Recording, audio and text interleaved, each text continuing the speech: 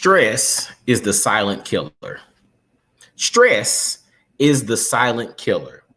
If we don't understand how to properly manage and mitigate stress, it's going to unfortunately cause us harm. There are multiple stressors in life, right? We have relationship scenarios, financial things, we have health things, we have desires and goals, we have things not necessarily always aligning to our desired wishes, and all these things have the capacity to cause stress, right?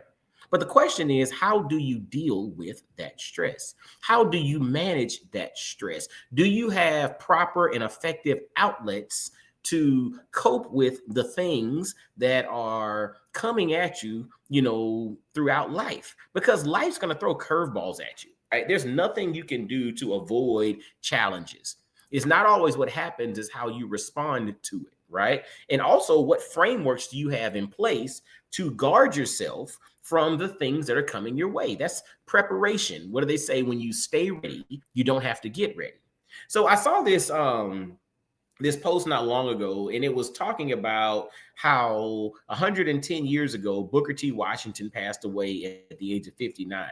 And they talked about him passing away at his home in Tuskegee. And my wife is a Tuskegee alum, and we recently just went on a college tour with our daughter down there. So it's really cool. You can see Booker T. Washington's house and all of that.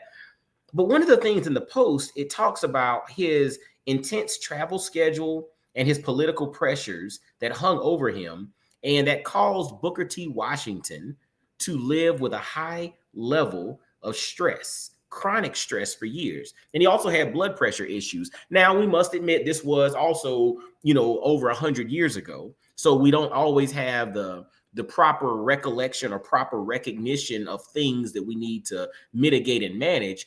But the reality is, one of the greatest thinkers of our time, or one of the greatest innovators in history, Booker T. Washington, struggled with chronic stress.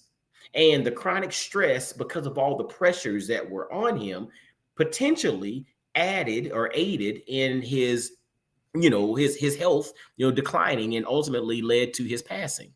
And so again, there may have been some underlying health concerns that he had as well, but it spoke to me because a lot of us strive to be in prominent positions.